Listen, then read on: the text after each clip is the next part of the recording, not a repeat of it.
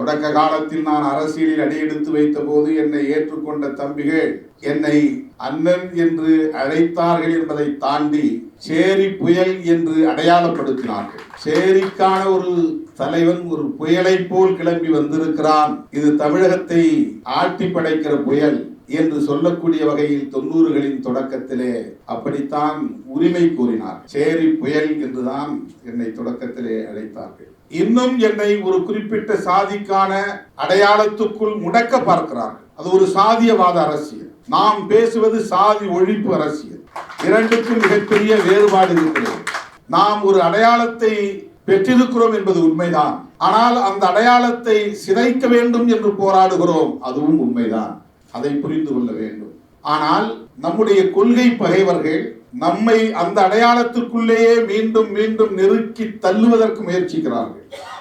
அவர் தன்னுடைய சாதி பெருமையை பேசுகிற போது, நீ ஏன் உன் சாதி பெருமையை பேச தயங்குகிறாய்?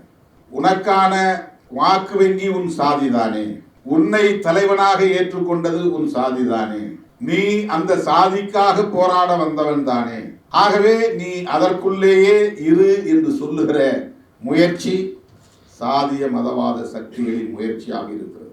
நாம் அந்த அடையாளங்களில் இருந்து விடுபட்டு தப்பித்துக் கொள்ள வேண்டும் என்று முயற்சிக்கவில்லை. அந்த அடையாளங்களை பிறப்பதற்கு முன்பே இருக்கிற அடையாளங்களாக பார்க்கிறோம். இந்த மண்ணுக்குள்ளே நீண்ட நெடுங்காலமாக நிலைத்து கிடக்கிற பிற்போக்கு அடையாளங்களாக நாம் பார்க்கிறோம். மானுடத்தை சிதைக்கிற அடையாளங்களாக பார்க்கிறோம். சமூக நல்லிணக்கத்தை சிதைக்கிற அடையாளங்களாக பார்க்கிறோம். பாட்டாளி வர்க்க ஒற்றுமையை சிதைக்கிற அடையாளங்களாக பார்க்கிறோம். ஜனநாயகத்தை சிதைக்கிற அடையாளங்களாக நாம் பார்க்கிறோம். ஆகவே அந்த அடையாளங்களை ஒட்டுமொத்தமாகவே சிதைக்க வேண்டும் என்று போராடுகிற நம்மை மறுபடியும் மறுபடியும் அப்படி அடையாளப்படுத்த முயற்சிக்கிற போதுதான் அண்ணன் அறிவுமதி போன்றவர்கள் போராடி போராடி நம்மை இந்த இடத்திலே உயர்த்தி பிடிக்கிறார்கள். 2 நிகழ்வு எனக்கு மறக்க முடியாத நிகழ்வு. ஒருமுறை எங்கள் தமிழ் ஆசிரியர் ராமலிங்கம் ஐயா எல்லா மாணவர்களுக்கும் பேப்பர் கொடுத்துட்டாரு. என் கையில் பேப்பர் கொடுக்கல. ஐயா என் பேப்பர் எங்கன்னு நான் எழுச்சி கேட்டேன். உட்காருப்பா அப்படின்னு உட்கார சொல்லிட்டு என் பேப்பர் எடுத்து எல்லாத்தையும் இப்படி காட்டினார். இந்த பையன் எப்படி எழுதியிருக்கிறான் பாருங்க, எவ்வளவு அழகா எழுதியிருக்கான் பாரு, முத்து முத்தா முத்து முத்தா எழுதியிருக்கிறான் பாரு, இப்படி எழுதும் அப்படின்ட்டு என் பக்கத்திலே இன்னொரு தம்பியை பிடிச்சி காதை பிடிச்சி திருப்பி, இவன் காக்கா காலில் பேனாவை கட்டி விட்ட மாதிரி எழுதிக்கிறான் பாருங்க, இவனை எப்படி நான் மார்க் போடுவேன் அப்படின்னு சொல்லி கிண்டல் அடித்தேன். எப்போதுமே எனக்கு 80க்கு மேலே தான் மதிப்பெண் கிடைக்கும். மனப்பாட செய்யுள்னா ஒரு கால் புள்ளி, அரை புள்ளி, முற்றுப்புள்ளி, வியப்பு குறி எதுவுமே பிழையா இருக்காது. அவ்வளவும் அப்படியே அச்சடிச்சு மாதிரி பார்த்தேன்னா அப்படியே எழுதுவேன். இப்படி பார்த்தேன்னா அப்படியே எழுதுவேன். அது ஆங்கில பாடலாக இருந்தாலும் தமிழ் பாடலாக இருந்தாலும் அது என்ன வடிவத்தில் இருக்கோ 8 வரினா 8 வரி, எந்த இடத்துல அரைப்புள்ளி போடணுமோ அரைப்புள்ளி இருக்கும். எந்த இடத்துல இது எங்கள் தமிழாசிரியரே மற்ற மாணவர்கள்ட்ட எடுத்து சொன்னது. இது எவ்வளோ பெரிய ஊக்கம். ஏன்னா நமக்குள்ள அவ்வளவு இன்ஃபீரியாரிட்டிங்கிறது உறைந்து கிடக்கிறது. நான் பிறந்த இடம், நான் வாழ்ந்த குடும்பம், என்னை சுற்றி இருக்கிற சமூக சூழல், என்னை பீடித்திருந்த வறுமை, தலையில எண்ணெய் இருக்காது, போட்டுக்கு நல்ல துணி இருக்காது, கிழிந்து போன கால் சட்டை, கிழிந்து போன சட்டை, பொத்தான் இல்லாத சட்டை, தேங்காய் தடவுறதுக்கே பெரிய போராட்டமா இருக்கும். தேங்காய் கையில கிடைச்சாலே பெரிய விஷயம். தேங்காய் கிடைச்சி தலையில பூசிக்கிறது. வருஷத்துல 1 நாள் 2 நாள் தான் நெல் சோறு, மற்ற நாளெல்லாம் வரவு சோறு, இல்லைன்னா கம்பு, இல்லைன்னா சோளம். அப்படிப்பட்ட ஒரு சமூக சூழலில் பிறந்து வளர்ந்து வரும்போது நகரத்தை பார்த்தா புதுசா இருக்கு, பசங்களை பார்த்தா புதுசா இருக்கிறான், அவன் நல்லா அயன் பண்ண சட்டை போட்டுக்கிறான், உடம்புல பவுடர் அடிச்சுட்டு வரான், நல்ல வாசனை திரவியம், எண்ணெய் தலையில் தடவி இருக்கிற எண்ணெயை மணக்கும் அப்படியே, என்ன மறிக்கொழுந்து போட்ட எண்ணெய் தடவிட்டு வருவான். இதெல்லாம் நமக்கு எல்லாமே புதுசு. காஞ்ச தலை, கிழிஞ்ச சட்டை, ஒரு வேளைக்கு சாப்பாடு, செருப்பு இல்லாத கால். அந்த இன்ஃபீரியாரிட்டிக்குள்ள எங்கள் பள்ளிக்கூடத்தில் வாதியர் வந்து எங்கள் அக்கம்பாடி பெரியசாமி சொல்லுவார், உன் பையன் கெட்டிக்காரன் நல்லா அருமையாக படிக்கிறான், சொன்னதை உள்வாங்கிக்கிறான் சொல்லும்போது உள்ளுக்குள்ள ஏதோ ஒரு ஸ்லீப் இருக்கு, உடம்புக்குள்ள ஒரு நம்பிக்கை அப்படியே அது பூக்கிறது தெரியும். இந்த நம்பிக்கை உள்ளுக்குள்ள பூக்கிறதுக்கு பாருங்க, அதுதான் இந்த ஆற்றலை இவ்வளவு தூரம் கொண்டு வந்து தமிழ் பேராளுமை என்கிற விருதினை வழங்கி ரூபாய் 25,000 பொற்கிழியும் வழங்கி என்னை ஊக்கப்படுத்தி இருக்கிற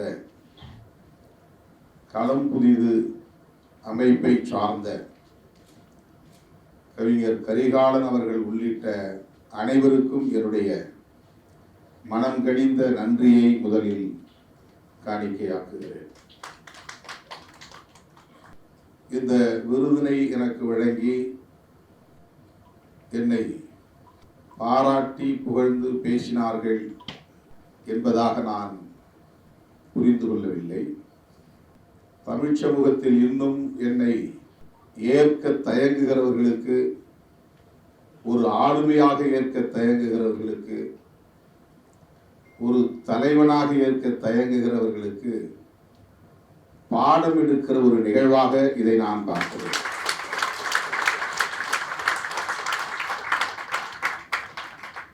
தமிழகத்தின் ஆக சிறந்த பேராளுமைகள் அண்ணன் அறிவுமதி அவர்களின் தலைமையில் கூடி ஏறத்தாழ 2 மணி நேரம் இந்த நிகழ்வின் ஊடாக திருமாவளவன் என்கிற ஒரு ஆளுமையை நீங்கள் புரிந்து கொள்ள வேண்டும், ஏற்றுக்கொள்ள வேண்டும். அவருடைய தலைமையை இங்கே நிறுவுவதற்கு, தமிழகத்தின் நலன்களை காப்பதற்கு, உழைக்கும் மக்களின் உரிமைகளை மீட்பதற்கு அவருக்கு நீங்கள் உற்ற துணையாக இருக்க வேண்டும் என்று சொல்லுவதை போன்ற ஒரு நிகழ்வாகத்தான் இதை நான் பார்க்கிறேன். கவா செல்லதுரை அவர்கள் பேசுகிற போது திருமாவை மேடையிலே அமர வைத்துக் கொண்டு நாம் புகழ்ந்து பேசுவது அவருக்கே ஒரு நெருடலாக இருக்கும், கூச்சமாக இருக்கும். அவர் இல்லாத மேடைகளில் அவரை நாம் பாராட்டலாம் என்று சொன்னார். அவருடைய பார்வை சரிதான். ஆனால் என்னுடைய பார்வை அதில் இருந்து மாறுபட்டது. என்னை இவ்வளவு ஆகச்சிறந்த ஆளுமைகள் பாராட்டுகிறார்கள் என்று எண்ணி நான் இருமாந்து அமர்ந்திருக்கவில்லை. என்னை ஏற்க தயங்குகிறவர்களுக்கு இப்படி இவர்கள் பாடம் எடுத்துக் கொண்டிருக்கிறார்கள் என்றுதான் நான் புரிந்தேன். இன்னும் ஒரு வளையத்திற்குள்ளே என்னை சுருக்கிவிட முயற்சிக்கிறவர்கள், ஒரு அடையாளத்தை குத்தி என்னை ஓரங்கட்ட முயற்சிக்கிறவர்கள், சாதிய கரையை என் மீது பூச நினைக்கிறவர்கள், ஒருபுறம் தொடர்ந்து அதை செய்து கொண்டே இருக்கிற நிலையில் அவ்வப்போது தலையீடு செய்து திருமாவை அப்படி நீங்கள் முடக்கிவிட அனுமதிக்க மாட்டோம் என்று அண்ணன் அறிவுமதி அவர்களும் அவருடைய பரிவாரங்களும் என்னை அந்த நெருக்கடியிலிருந்து மீட்கிற முயற்சிகளில் ஈடுபட்டு வருகிறார்கள். அப்படி ஒரு நிகழ்வாகத்தான் இந்த நிகழ்வை நான் பார்க்கிறேன். தொடக்க காலத்தில் நான் அரசியலில் அடியெடுத்து வைத்த போது என்னை ஏற்றுக்கொண்ட தம்பிகள் என்னை அண்ணன் என்று அழைத்தார்கள் என்பதை தாண்டி சேரி புயல் என்று அடையாளப்படுத்தினார்கள். சேரிக்கான ஒரு தலைவன் ஒரு புயலை போல் கிளம்பி வந்திருக்கிறான், இது தமிழகத்தை ஆட்டி படைக்கிற புயல் என்று சொல்லக்கூடிய வகையில் 90களின் தொடக்கத்திலே அப்படித்தான் உரிமை கூறினார்கள். சேரி புயல் என்றுதான் என்னை தொடக்கத்திலே அழைத்தார்கள்.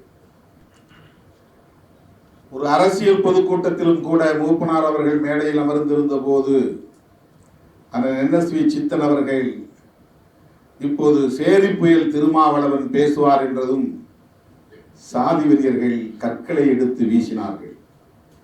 மேடையை நோக்கி சரமாரியாக கற்கள் விழுந்து விழுந்தன. அப்படி ஒரு அடையாளத்தை என் மீது நம்பிக்கை கொண்ட தோழர்கள், இளைஞர்கள், பொதுமக்கள் நமக்காக ஒரு தலைவன் வந்திருக்கிறான் என்று ஏற்றுக்கொண்டவர்கள் ஒரு அடையாளத்தை என் மீது சுமத்தி எனக்கு ஒரு அடைமொழியை தந்து அழைத்த போது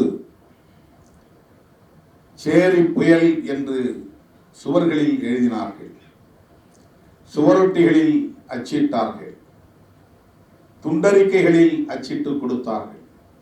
இப்படி ஒரு அடையாளம் என்னை சூழ்ந்த சூழலில் அடுத்த பரிணாமமாக இந்த இயக்கத்திலே இடதுசாரி சிந்தனை உள்ள இளைஞர்கள் வந்து சேர்ந்தபோது என்னை சேரிகளின் சேக்குவேரா என்று அழைத்தார்கள். அப்படி 8 பிட்டு 10 பிட்டு என்று சொல்லக்கூடிய வகையிலே பெரிய பெரிய சுவரொட்டிகளை, மெகா சுவரொட்டிகளை அச்சிட்டு அந்த சேரி என்கிற அடையாளத்தோடு அதே நேரத்தில் சேக்குவேராவாக இவரை நாங்கள் பார்க்கிறோம் என்கிற ஒரு முற்போக்கு அடையாளத்தை எனக்கு தந்தார்கள். சேரிகளில் சேக்குவேரா என்று சொன்னார்கள். அந்த அடையாளத்தை கடந்த நிலையில் மறுபடியும் இவன் ஒரு குறிப்பிட்ட சாதிக்கான தலைவன் தான், சாதி சங்க தலைவன் தான் என்று சாதிய உணர்வாளர்கள், எதிர்நிலையில் இருந்தவர்களும் சரி, நேர்மறையாக என்னை ஏற்றுக்கொண்டவர்களும் சரி, அப்படியே அடையாளப்படுத்த முயற்சித்துக் கொண்டிருந்த காலத்தில் தான் நான் தமிழ் பெயர்களை சூட்டி தமிழ் தேசிய அரசியலை உயர்த்தி பிடித்த போது அமெரிக்கா தமிழர்கள் என்னை அழைத்து, சிகாகோ விஸ்வநாதன் போன்றவர்கள் அமெரிக்க மண்ணிலே எனக்கு செந்தமிழ் காவலர் என்கிற விருதினை வழங்கி இன்னொரு பரிமாணத்தை எனக்கு தந்தார்கள். சிங்கப்பூர் தமிழர்கள் செம்மொழி செம்மல் என்ற அடையாளத்தை தந்து என்னை பாராட்டினார்கள். இவையெல்லாம் போராட்ட களத்தில் காலப்போக்கில் அவ்வப்போது நிகழ்ந்த பரிணாம மாற்றங்கள். சேரி புயல், சேரிகளின் சேக்குவேரா, செந்தமிழ் காவலர், செம்மொழி செம்மல் என்றெல்லாம் என்னை அவ்வப்போது அழைத்த நிலையில் எனக்கு நிலைத்து போன ஒரு பெயர்தான் எழுச்சி தமிழர் என்கிற பெயர். இவரை நீங்கள் சேரிக்குள் என்கிற ஒரு சிமிழுக்குள் அடைத்து விடாதீர்கள், இவர் தமிழர்களுக்காக எழுந்து வந்திருக்கிற ஒரு தலைவன் என்று அடையாளப்படுத்தியவர் அண்ணன் அறிவுமதி அவர். அது ஒரு அடையாள அரசியலுக்குள் மூழ்கிவிடக்கூடாது, முடங்கிவிடக்கூடாது, இன்னும் விரிந்த தளத்தில் திருமாவின் தலைமை நிறுவப்பட வேண்டும் என்று உணர்ந்த ஒரு ஆளுமையின் முயற்சி. துபாய் தோழர் வந்திருக்கிறார் இசாக். துபாயிலே என்னை அழைத்து ஒரு நிகழ்ச்சியை நடத்த விரும்பினார்கள்.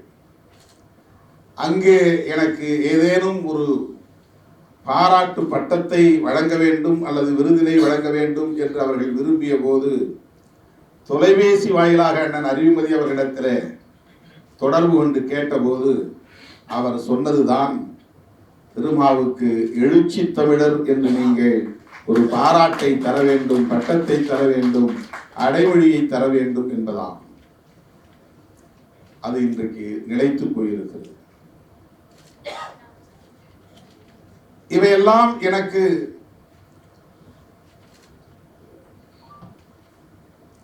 பெரிய அளவிலான ஒரு அங்கீகாரத்தை தந்தது. இந்த அங்கீகாரம் எனக்குள் உறங்கி கிடக்கிற போர்க்குணத்தை உசுப்பியதே தவிர தலைக்கணத்தை ஏற்படுத்தவில்லை. எனக்குள் கனன்று கொண்டிருக்கிற நெருப்பை அது மேலும் ஊதியது, ஊதி பெருக்கியது. தோழர்களே, ஒவ்வொரு தனி மனிதனுக்குள்ளும் இந்த ஏக்கம் உண்டு. ஒருவனை பார்த்து நீ அழகாக இருக்கிறாய் என்று சொன்னால் அது அவனுக்கு தருகிற பெரிய அங்கீகாரம். உன் உடை நன்றாக இருக்கிறது என்று சொன்னால் அது அவனுக்கு தருகிற பெரிய அங்கீகாரம். உன் கையெழுத்து அழகாக இருக்கிறது என்று சொன்னால் அவனுக்கு அது கிடைக்கிற மிகப்பெரிய அங்கீகாரம். உன்னுடைய எழுத்து நன்றாக இருக்கிறது, உன் கவிதை நன்றாக இருக்கிறது, உன் பேச்சு வலிமையாக இருக்கிறது என்றெல்லாம் அவ்வப்போது உடன் இருப்பவர்களோ தொலைவில் இருப்பவர்களோ சொல்லுகிற போது அது ஊக்கத்தை தருவதாகவும் உள்ளுக்குள் உறங்கி கிடக்கிற அந்த ஆற்றலை மேலும் மேலும் பன்மடங்கு பெருகச் செய்வதாகவும் அமைகிறது. ஒவ்வொரு சொல்லும் ஒரு அங்கீகாரத்தை தருகிற போது, அந்த ஏற்பிசைவு கிடைக்கிற போது நமக்குள் உறங்கி கிடக்கிற ஆளுமை விழித்துக் கொள்கிறது. அதுதான் ஆளுமை. அந்த ஆளுமையை விழிப்புறச் செய்கிற நிகழ்வுகளாகத்தான் இது போன்ற நிகழ்வுகளை நாம் பார்க்கிறோம். மயங்கி போவதற்கோ இருமாந்து போவதற்கோ இத்தகைய நிகழ்வுகள் அமையுமேயானால் அவர்களுக்குள் எந்த நெருப்பும் இல்லை என்று பொருள், அவர்களுக்குள் எந்த ஆற்றலும் இல்லை என்று பொருள், அவர்களுக்குள் போர்க்குணம் இல்லை என்றுதான் பொருள். அல்லது ஒரு வரியில் சொல்ல போனால் ஆளுமை இல்லை என்று பொருள்.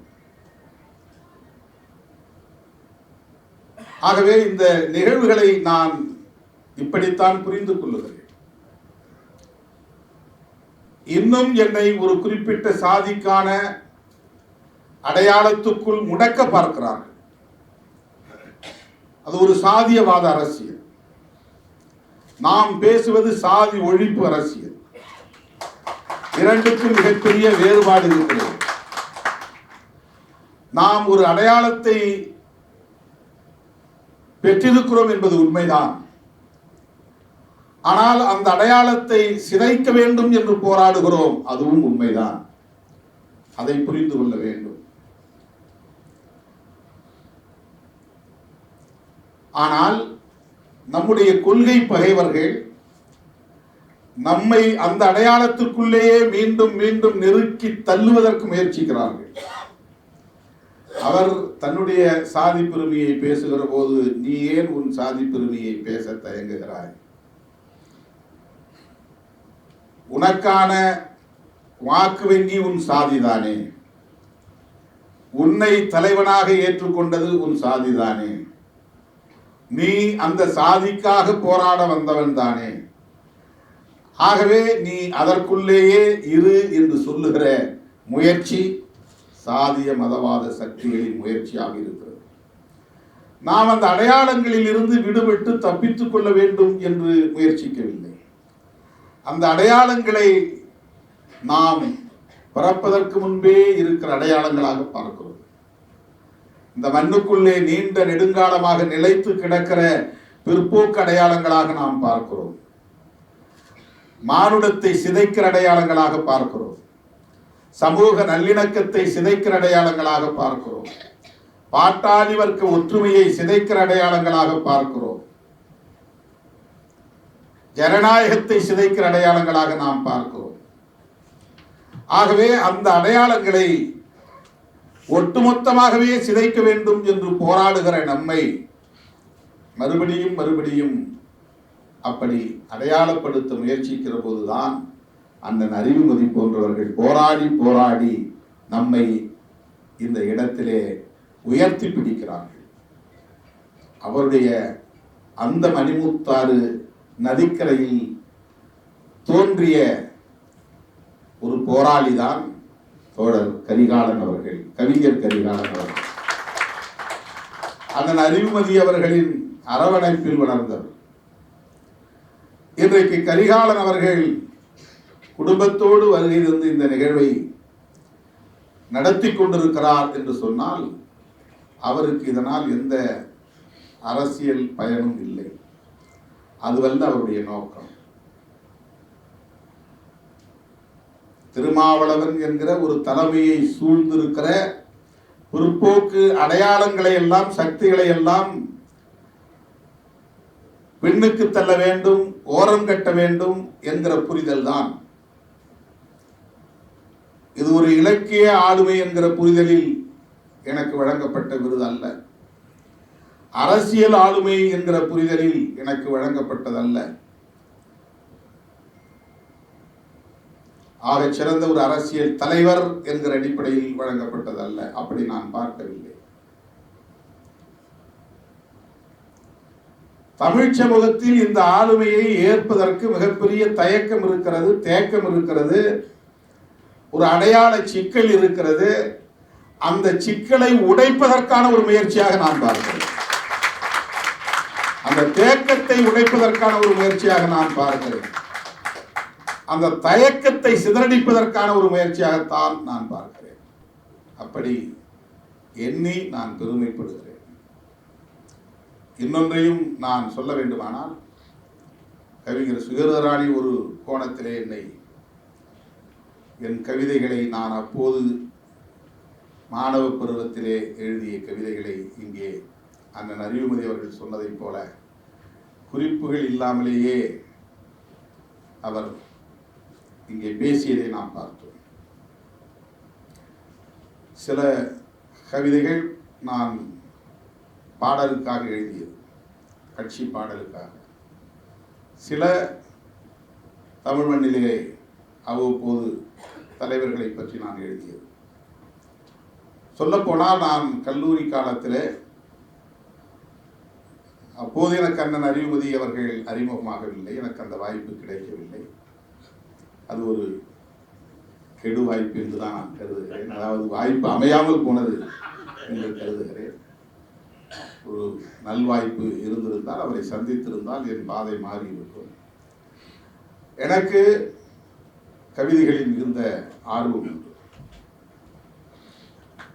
மீரா கவிதைகளை படித்திருக்கிறேன், அப்துல் ரஹ்மான் கவிதைகளை படித்திருக்கிறேன். மேடைகளில் மாணவர்களோடு பேசுகிற போது மேற்கோள் காட்டியெல்லாம் பேசியிருக்கிறேன்.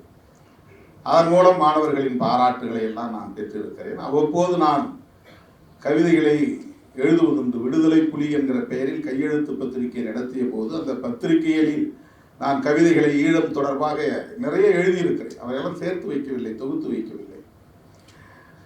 என்னுடைய வயதுக்கு மீறிய உறவு தான் எனக்கு அப்போது இருந்தது. என்னுடைய வயதுக்கு மீறிய உறவு என்றால், நான் கவிஞர் காசி ஆனந்தன் அவர்களை போய் சந்திப்பேன், நானாக தேடி போய் பார்ப்பேன். கவிஞர் சுரதா அவர்களை போய் நான் தேடி பார்த்திருக்கிறேன். கவிஞர்களோடு சேர்ந்து ஒரு முறை கலைஞரை போய் பார்த்திருக்கிறேன். அந்த கவிஞர் வட்டாரத்தின் சார்பிலே அவர்களோடு நான் பல நிகழ்ச்சிகளில் கலந்து கொண்டிருந்த போது அவரை சந்திக்க சென்றார்கள், என்னையும் அழைத்துக் கொண்டு போனார்கள். இதுவெல்லாம் 79, 80 அந்த காலகட்டம், 80களின் தொடக்கத்திலே, 40 ஆண்டுகளுக்கு முன்னால். எந்த நேரமும் ஏதேனும் ஒரு கவிதை புத்தகம் என் கையிலே இருக்கும். ஏதேனும் ஒரு கவிதை புத்தகம். அப்படி கவிதைகளை வாசிப்பதில் எனக்கு ஒரு பெரிய ஆர்வம் உண்டு. எனக்கு தெரிந்த நடையில் மரபு கவிதைகளாக எழுதுவேன். எனக்கு இந்த புது கவிதை இன்னும் பிடிபடவில்லை. அந்த வடிவத்துக்குள், அந்த படிமத்துக்குள் என்னால் இன்னும் என்னை பொருத்த முடியவில்லை. எதுகை மோனை கொண்டு எழுதுவது உண்டு. ஒரு முறை நான் காசி ஆனந்தன் ஐயா அவர்களை போய் சந்தித்த போது, அவர் எங்கிருந்தோ வந்த ஒரு மடலை படித்து கண்ணீர் விட்டு அழுது கொண்டிருந்தார். அது நான் 3வது முறையாக அவரை சந்திக்க போகிறேன். ஐயம்பெருமாள் கோவில் தெரு என்று ராயப்பேட்டையில் இருக்கிறது. அங்குதான் அவருடைய வீடு அப்போது இருந்தது. நான் மாணவனாக இருந்தபோது இப்படித்தான் தேடி அலைவதும். பெரியார் திடலுக்கு போவேன், கவியரங்குகள் எங்கே நடந்தாலும் போய் உட்கார்ந்து கேட்பேன். நானாகவே அந்த உறவை ஏற்படுத்தி கொண்டேன். அந்த அடிப்படையில் தான் கண்ணதாசன் இலக்கிய பேரவை என்ற ஒரு அமைப்பு MC ராஜா மாணவர் விடுதியிலே உருவானது. அந்த அமைப்பை உருவாக்கிய ஒரு பார்வை இழந்த தோழர் என்னை கட்டாயப்படுத்தி அந்த அமைப்புக்கு செயலாளராக, பொதுச் செயலாளராக நியமித்தார். அதன் மூலம் நான் உடனே ஒரு மாநாடெல்லாம் போட்டேன். ஈழத் தமிழர்களுக்கு ஆதரவாக மாணவர்கள் மாநாடு 1984 பிப்ரவரி 4ஆம் தேதி பெரியார் திடலில் அந்த மாநாட்டை நான் நடத்தினேன். அப்படித்தான் அந்த உறவு. அப்ப காசி ஆனந்தன் ஐயா அவரிடத்திலே ஒரு அந்த விடுதலை புலி இதழை கொண்டு போய் நான் காட்டினேன். கையாலே எழுதும் இரவெல்லாம் இப்படி கண் வீழ்ச்சி எழுதி எனக்கு மஞ்சக்காமால் வந்துருச்சு. தம்பி பாலாஜி அவருடைய தந்தை, எனது அண்ணன் MS மணி அவர்கள் தான் என் கண்ணை பார்த்துட்டு, என்னப்பா கண்ணில் மஞ்சக்காமாலை மாதிரி இருக்குன்னு சொல்லி கண்டுபிடிச்சி என்னை கொண்டு போய் ஒரு நாட்டு வைத்தியர் இடத்துல மருந்து வாங்கி கொடுத்தார். அதுக்கப்புறம் அந்த கண் மஞ்சக்காமாலை சரியாச்சு. கண்ணு முழிக்காத, இரவெல்லாம் உட்காந்து எழுதுவேன், நான் படம் ஒட்டுவேன். அந்த பத்திரிகையை தயார் பண்ணி கொண்டு போய் CIT காலனியில் இருக்கிற நூலகத்திலும், தாடன்ற நகர் இருக்கிற நூலகத்திலும் போடுவேன். இது இப்படி ஒரு ஆர்வம் எனக்கு. அதில் நிறைய கவிதைகள் நான் எழுதுவேன். கவிதைகள் நிறைய, ஈழத்தமிழர்களை பற்றி நிறைய கவிதைகள், அதெல்லாம் ஒன்று கூட நான் தொகுத்து வைக்கல. அதில் ஒரு கவிதையை அவர் படிச்சுட்டு அவர் எழுதிச்சு உட்கார்ந்து என் தோலை தட்டி கொடுத்து தொடர்ந்து எழுது தம்பின்னு சொன்னார். தொடர்ந்து எழுதுங்க, நல்ல வீச்சு வருகிறது, உங்களுக்கு எழுத்து நடை நல்லா வருது, நல்ல சொற்கள் கையாளுங்க அப்படின்னு சொல்லி பாராட்டி இருக்கிறார். அது அவருக்கு மறந்து போயிருக்கும். அதுக்கப்புறம் நான் ஒரு நிகழ்ச்சியில் அவருக்கு சொன்னேன். நெல்லை கணபதின்னு ஒரு கவிஞர், அவர் தான் என்னை அப்பப்போ ஊக்கப்படுத்தக்கூடியவராக இருந்தார். இதெல்லாம் நான் 82, 85 அந்த காலகட்டத்தில் சொல்கிறேன். அப்போ கவிதை எழுதுவதில், கவிதை படிப்பதில் எனக்கு பெரிய ஆர்வம் உண்டு. அதில் ஒரு தம்பி பாட்டு பற்றி அவங்க படித்தாங்க. அந்த தம்பி பாட்டு வந்து, நான் இந்த வீதிகளில் திரியும் குழந்தைகளை ஒருங்கே திரட்டி ஒரு இடத்துல உட்காந்து அவங்களுக்கு பாடம் சொல்லி கொடுக்குற ஒரு வேலையை ஒரு 3 மாதம் செஞ்சேன். ஒரு என்ஜிஓவில், நான் ஃபார்மர் எஜுகேஷன் அப்படின்னு சொல்லிட்டு, சாப்பாட்டுக்காக மாதம் 300 ரூபா கொடுத்தாங்க. நான் எம்ஏ முடிச்சுட்டு பிஎல் சேரும்போது இடையில கோடை விடுமுறை, கோடை விடுமுறையில் 1.5 மாதம் லீவு. நான் லாவுக்கு அப்ளை பண்ணிவிட்டு எனக்கு கார்டு வரும்னு காத்துக்கிட்டு இருக்கிறேன். அப்போ தான் வேலை செஞ்சேன் ஒரு 2 மாதம். அப்போ நான் எழுதின கவிதை, இந்த ஸ்ட்ரீட் சில்ட்ரனுக்காக எழுதிய கவிதை, அந்த பிள்ளைங்களுக்காக. அது அந்த கவிதைகளை வந்து தூத்து வச்சிருக்கிறாங்க. அப்படி கவிதையில் எனக்கு ஒரு பெரிய ஈடுபாடு உண்டு. ஆனால் இப்போ விட்டுட்டேன். பாபா செல்லத்துறை அவர்கள் பயப்பட வேண்டியதில்லை. அண்ணன் அறிவுமதி அவர்கள் ஆவேசப்பட்டார். அப்போ பாபா செல்லத்துறை அவர்கள் சொன்னார், நான் அந்த அர்த்தத்தில் சொல்லலை, நீங்கள் அதை தாண்டி வெளியே போயிட்டீங்க, ரொம்ப தூரம் போயிட்டீங்க அப்படின்னு. அதை நான் ஏற்றுக்கொள்கிறேன். அதை தாண்டி என்று சொன்னால், மக்களை திரட்டுவது, அமைப்பாக்குவது என்பது மிகப்பெரிய பணி, சாதாரணமான பணி அல்ல. எழுத்தாளனாக நாம் எவ்வளவு நேரத்தை எடுத்துக்கொண்டு படிக்கவும், சிந்திக்கவும், படைக்கவும் இயலும். ஆனால் மக்களை சந்தித்து மக்களிடம் கற்றுக்கொள்வதும், மக்களுக்கு நாம் கற்றுக் கொடுப்பதும், கற்றலும் கற்பித்தலும் சாதாரணமான பணியே அல்ல. எல்லாரும் அரசியல்னாலே ரொம்ப வெறுப்பாக பார்க்குறாங்க. ஒரு அரசியல் கட்சியை உருவாக்கி அந்த அரசியல் கட்சியை வந்து நீர்த்து போகாமல் பல 10 ஆண்டுகள் வெற்றிகரமாக வழிநடத்துவது என்பது அவ்வளவு இலகுவான ஒன்று அல்ல. அவ்வளவு இலகுவான ஒன்று அல்ல.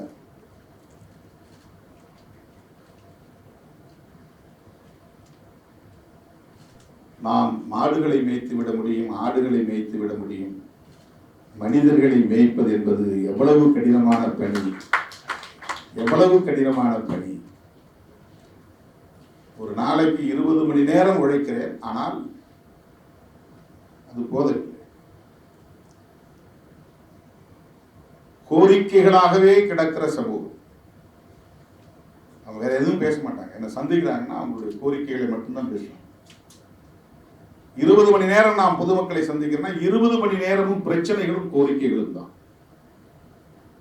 நான் எங்க படிக்கிறது, எங்க நான் சிந்திக்கிறது, எங்க நான் படைக்கிறது, எங்க நான் எழுதுறது, சுத்தமா விட்டுட்டேன். இப்ப நான் அமைப்பாய் திரள்வோம் அப்படிங்கிற கட்டுரையை நான் யாரை மனசில் வச்சு எழுதினா, என் கூட இருக்கிறவங்களை மனசில் வச்சு தான் எழுதினேன். அவங்களுக்காக தான் எழுதினேன். நான் ஒரு எழுத்தாளரா பரிணமிக்கணுங்கிறதுக்காக எழுதினேன். 20-25 ஆண்டுகள் நான் களத்திலே கண்ட அனுபவங்களை, உணர்ந்து கொண்ட அரசியலை, புரிந்து கொண்ட அரசியலை, உள்வாங்கிக் கொண்ட அரசியலை நான் ஒரு அமைப்பு உருவாகாமல் இதை சாதிக்க முடியாது என்று உணர்ந்து அமைப்பாக்குவதற்காக உடனிருப்பவர்களை, இப்போ இருக்கிறவங்க அத்தனை பேரும் அமைப்பாயிட்டான்னு சொல்ல முடியாது. ஏதோ ஒரு ஈர்ப்புல என்னோடு இருக்கிறாங்க. அதுக்கு பல காரணங்கள் இருக்கலாம். சாதி ஒரு காரணமா இருக்கலாம், மொழி ஒரு காரணமா இருக்கலாம், கருப்பா இருக்கிறது கூட ஒரு காரணமா இருக்கலாம், நம்மள மாதிரியே இருக்கிறாங்க அப்படின்னு. ஆளுமையை புரிந்து கொண்டவர்கள் பல காரணங்கள், மல்டி டைமென்ஷன்ஸ், பல காரணங்கள். ஆனால் ஒரே சிந்தனை வயப்பட்டு ஒரே நோக்கத்தை இலக்காக கொண்டு ஒரே வேகத்தில் இயங்குகிற ஆற்றல் பெற்றவர்களாக எவ்வளவு பேரை நாம் உருவாக்கி இருக்கிறோம். அதுதான் ரொம்ப முக்கியமான. ஒருமித்த கருத்து, ஒருமித்த சிந்தனை, ஒருமித்த பார்வை, ஒருமித்த வேகம், ஒரே களம், இதற்கு தயார்படுத்துகிற, அணியப்படுத்துகிற அந்த முயற்சி இருக்கிறதே, அதுதான் அமைப்பாக்கும் பணி. இல்லை என்ன நினைக்கிறாங்கன்னா, ஏதோ ஒரு சாதி சங்கம் நடத்துறாங்க, திருமாவளவன் இந்த சாதி, அதனால அந்த சமூகம் அவங்க பின்னால் அப்படியே திரடுறாங்க, கும்பலா போறாங்க. இந்த சாதியை சொல்றாங்க எல்லாரும் அப்படி ஒரு அமைப்பு நடத்தக்கூடியதா? சாதி பெயரை சொல்லக்கூடிய எல்லாராலையும் அப்படி ஒரு 25 வருஷம் 30 வருஷம் தேர்தல் களத்தில் தாக்கு பிடிச்சு நிற்க முடியுதா? தவிர்க்க முடியாத ஒரு அரசியல் சக்தியாக பரிணமிக்க முடிகிறதா?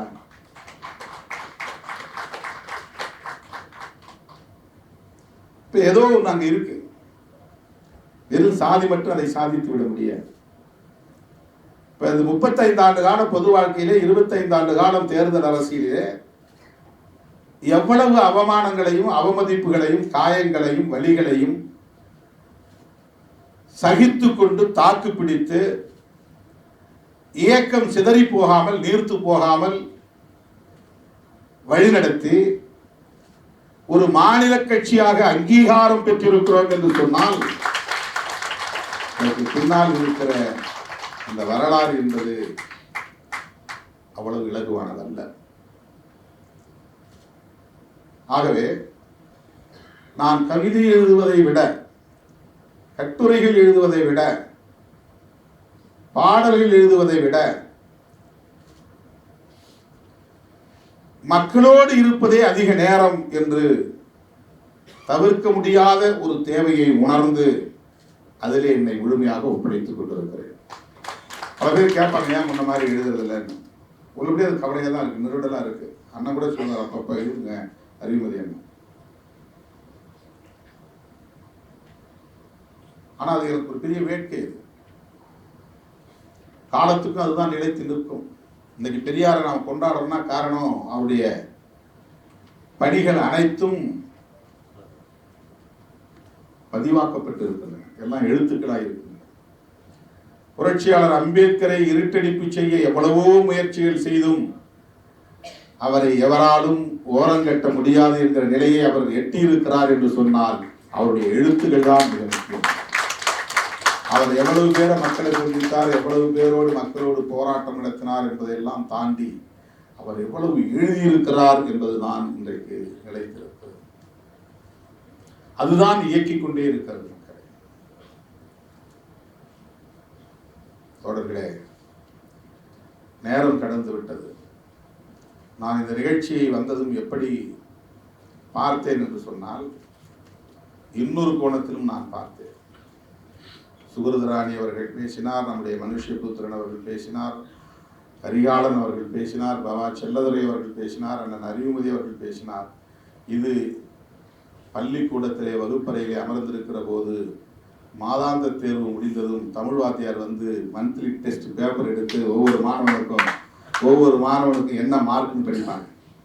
அப்போ ஒரு பரபரப்பு இருக்கும், நமக்கு என்ன மார்க் இருக்கு, என்ன மார்க். அப்போ திருமாவளவன் 80 மதிப்பெண் அப்படின்னு சொல்லும் போது அந்த உணர்வு இருக்கும் பாருங்க, அந்த மகிழ்ச்சி. எவாலுவேஷன், கணக்கு வாத்தியார் இவ்வளவு மார்க் வாங்கிட்டார் திருமாவளவன் அப்படின்னு படிக்கும்போது எல்லா மாணவர்களும் ஒவ்வொரு பேப்பராக கொடுப்பான். மந்த்லி டெஸ்ட்ல கணக்கு வாத்தியார் பேப்பர் எடுத்து ஒருத்தர் படிச்சு கொடுப்பார். 2 நிகழ்வு எனக்கு மறக்க முடியாத நிகழ்வு. ஒரு முறை எங்கள் தமிழ் ஆசிரியர் ராமலிங்கம் ஐயா எல்லா மாணவர்களுக்கும் பேப்பர் கொடுத்துட்டாரு, என் கையில் பேப்பர் கொடுக்கல. ஐயா என் பேப்பர் எங்கன்னு நான் எழுச்சி கேட்டேன். உட்காருப்பா அப்படின்னு உட்கார சொல்லிட்டு என் பேப்பர் எடுத்து எல்லாத்தையும் இப்படி காட்டினார்.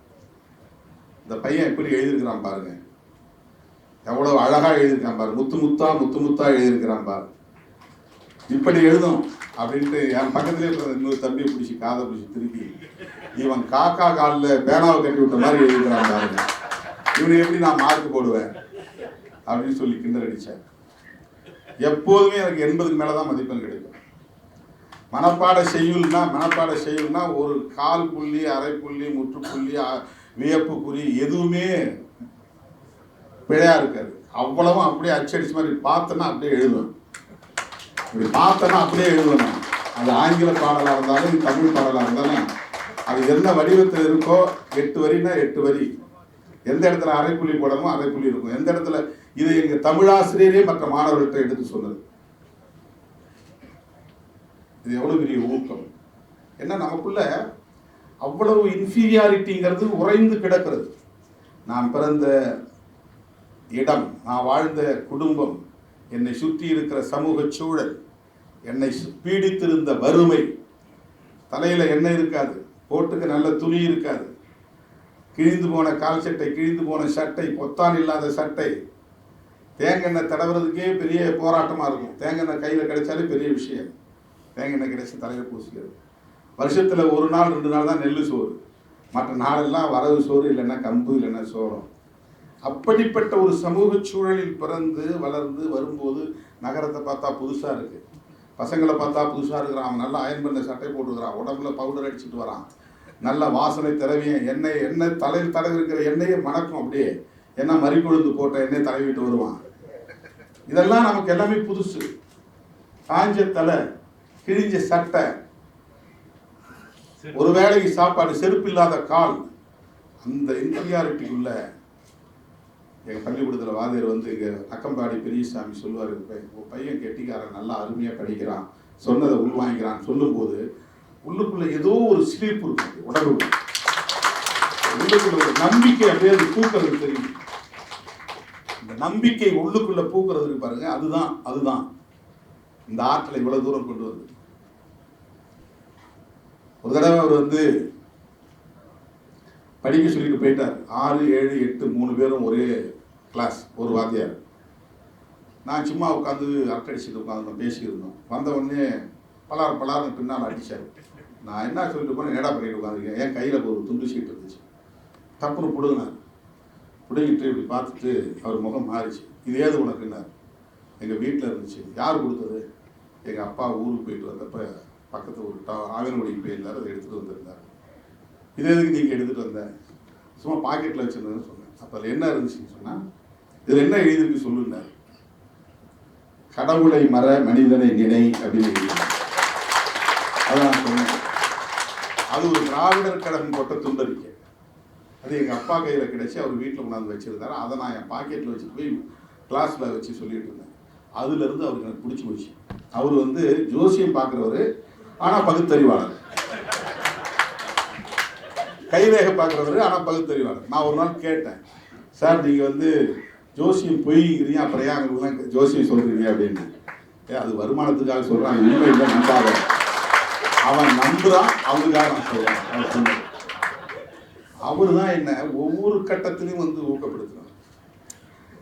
அது ஏன்னா எல்லா பிள்ளைகளும் வந்து வசதியான குடும்பத்திலிருந்து வர பிள்ளைங்க, எல்லாருக்கும் புஸ்தகம், எங்கள் புஸ்தகம் இருக்காது, தமிழ் புத்தகம் இருக்காது, ஆங்கில புத்தகம் இருக்காது, ஒன்றுமே இருக்காது, ஒரு சப்ஜெக்டே இருக்காது, சும்மா தான் போவேன்.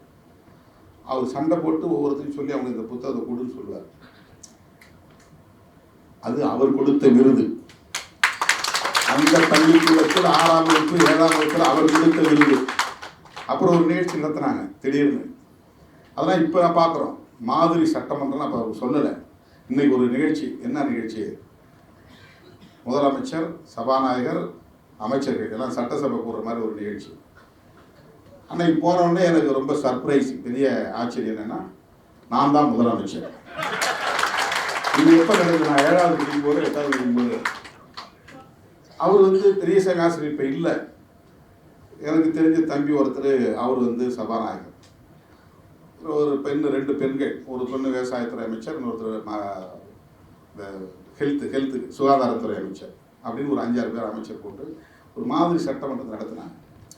இப்போ அன்னைக்கு அது ஏதோ நமக்கு புரியல, ஆனால் அது எவ்வளோ பெரிய தாக்கத்தை உள்ளுக்குள்ளே ஏற்படுத்தியிருக்கு. ஒரு முதலமைச்சராக உட்கார்ந்து அவங்க கேட்குற கேள்விக்கெல்லாம் பதில் சொல்கிற மாதிரி நிகழ்ச்சி, சபாநாயகர் போய் அழைச்சிட்டு வர நிகழ்ச்சி.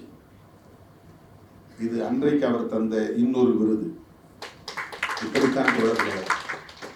வகுப்பறையில் ஆங்கில வாத்தியார் கொடுக்குற மதிப்பெண், கணக்கு வாத்தியார் கொடுக்குற மதிப்பெண், அறிவியல் வாத்தியார் கொடுக்குற மதிப்பெண் போலதான் பவா செல்லதுரை அவர்கள் ஒரு கோணத்திலே ஒரு எவாலுவேஷன். திருமான்னா இப்படிதான். எனக்கு அவர் என்ன நினைச்சிட்டு இருக்காரு எனக்கு தெரியாது இல்லையா? என்னை பற்றி என்ன அவர் மதிப்பீடு செய்து வைத்திருக்கிறார் எனக்கு தெரியாது. ஆனால் அறிவுமதி அவர்கள் என்ன மதிப்பீடு செய்திருக்கிறார் அப்படிங்கிறத எழுச்சி தமிழர்னு அவரை அடையாளப்படுத்திய போதே நாம் புரிஞ்சுக்கிட்டோம். எவ்வளவோ நெருக்கடிகள் வந்துச்சு, சாதி அடிப்படையிலான பிரச்சனைகள் வந்துச்சு, முரண்பாடுகள் வந்துச்சு. அந்த நிலையிலும் திருமா பக்கமே நின்றவர் தான் அண்ணன் அறிவுமதி அவர்கள். அவர் பெரியாரின் பிள்ளை என்கிற அந்த நிலையை உறுதிப்படுத்தியவர். யார் என்ன சொன்னாலும் சொல்லட்டும், நாங்கள் திருமா பக்கம் தான் நிற்போம். அண்ணன் எடுத்துக்கிட்ட முயற்சி தான் நாங்கள்லாம் தமிழ் பாதுகாப்பு இயக்கத்தில் மருத்துவரோடு சேர்ந்து நாங்கள் பயணித்தோம். அது ஒரு தேர்தல் வந்ததும் செதறி போச்சு. அப்படி செதறி போன நேரத்தில் பல தமிழறிஞர்கள் என் மேலே சில விமர்சனங்களை வச்சுட்டு வெளியே போயிட்டாங்க. ஆனால் அந்த நேரத்திலும் அண்ணன் அறிவுமதி அவர்கள் தமிழ் மண்ணுக்கான ஒரு ஆளுமை திருமா, அவரை நாம் கைவிட்டு விடக்கூடாது என்ற அந்த புரிதலை வெளிப்படுத்தும். இப்படிதான் இவரை தான் நம்ம ஏற்றுக்கொள்ள வேண்டும். இதெல்லாம் 20 வருடங்களுக்கு முன்னால் நடந்தது, 15 வருடங்களுக்கு 20 வருடங்களுக்கு முன்னால். இப்ப நிகழ்ந்தவை. எனது அருமை தோழர்களே, தோழர் கரிகாலன் அவர்களுக்கு நான் எனது நெஞ்சார்ந்த நன்றியை தெரிவித்துக் கொள்கிறேன். இது எனக்கு நீங்கள் தந்திருக்கிற ஒரு ஏற்பிசை, எனக்கு தந்திருக்கிற ஒரு ஊக்கம், என்னை ஏற்க மறுக்கிறவர்களுக்கு நீங்கள் நடத்தி இருக்கிற ஒரு வகுப்பு. எனது மனமார்ந்த நெஞ்சார்ந்த நன்றியை மீண்டும் ஒரு முறை காணிக்கையாக்கி நிறைவு செய்கிறேன். நன்றி, வணக்கம். தலைவரோடு நான் சிலருக்கு நன்றி சொல்ல கடமைப்பட்டிருக்கிறேன். இந்த இயக்கத்தை, என் தலைவரை இவ்வளவு வெளிச்சப்படுத்தியதில் இந்த விருதுகள் மட்டுமல்ல, நீள நீளமான சுவர்களில் தங்கள் கை வலிக்க வலிக்க வண்ணங்களில் என் தலைவன் பெயரை எழுதினார்களே, அந்த ஓவியர்களுக்கு இங்கே நாங்கள் நன்றி சொல்ல கடமைப்பட்டிருக்கிறோம். அகலகலமான சுவரொட்டிகளை அடித்து அதில் பசை தடவிய அந்த உணர்வாளர்களுக்கு நாம் நன்றி சொல்ல கடமைப்பட்டிருக்கிறோம்.